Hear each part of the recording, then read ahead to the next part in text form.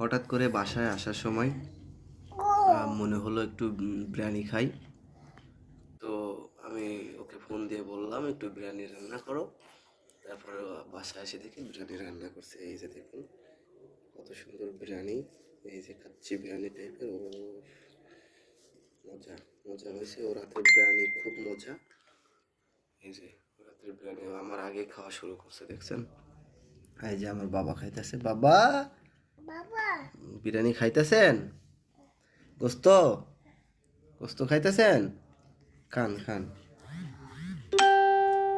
তো এই যে গোস্ত খান। বাবা এইদিকে তাকান, এই যেদিকে দেখেন, এই যে বাবা এ খান। তো এই যে আমি এখন বিরিয়ানি খাবো, মজা।